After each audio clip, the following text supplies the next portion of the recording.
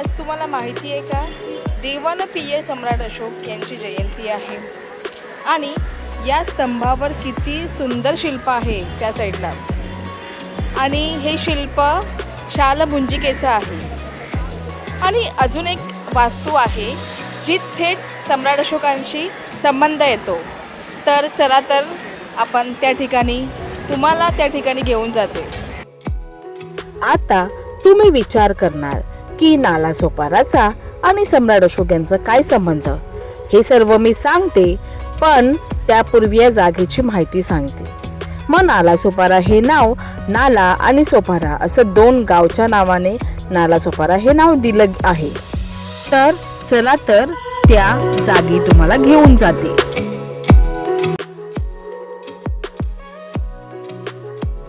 जागेच्या इतिहासात सोपारका नाव असं मेन्शन आहे. आपण ज्या ठिकाणी जाणार आहोत ते सोपारा स्टेशन पासून 3.1 किलोमीटर आहे.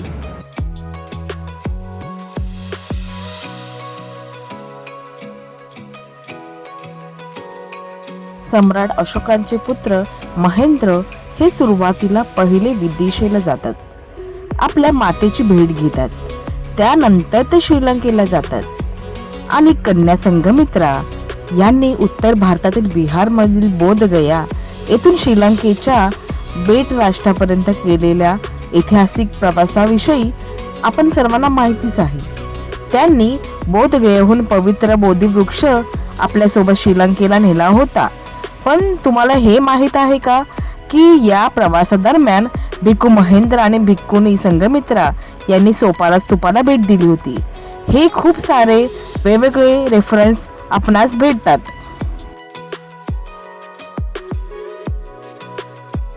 हॅलो एव्हरीवन, नमो बुद्धाय. Welcome to my channel Ankita Khaire.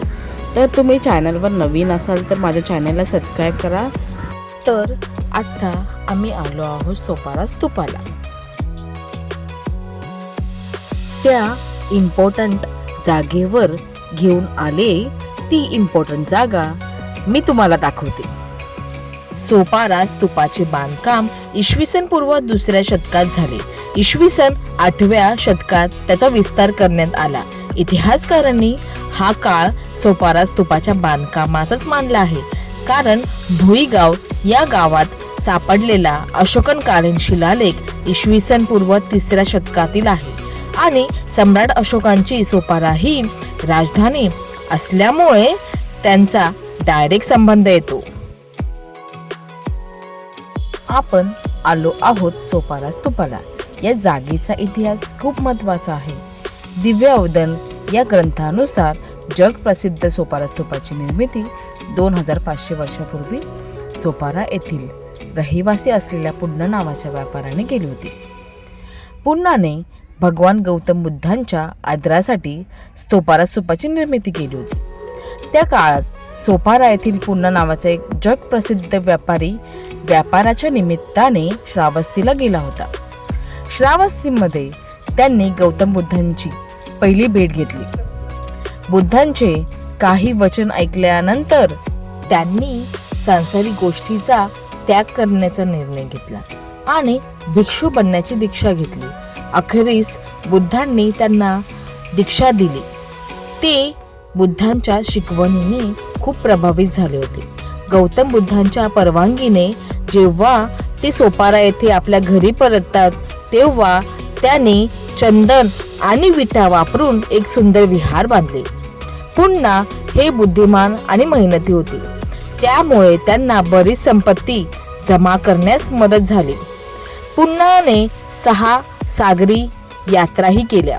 नंतर त्यांनी आपल्या व्यापारातून कमावलेले पैसे बुद्धांना अर्पण केले. बुद्धांच्या निदर्शनानुसार पुन्ना सोपारा येथे बौद्ध धम्माच्या प्रसारासाठी येतात. पुन्ना यांची कथा महाराष्ट्रातील अजिंठा लेणी क्रमांक 2 मध्ये शिलालेख देखील आढळतो. प्रवेशद्वाराच्या वर लिहिलेले दिसते. याचा अर्थ असा की पुन्ना यांची कथा 1500 वर्ष जुनी आहे.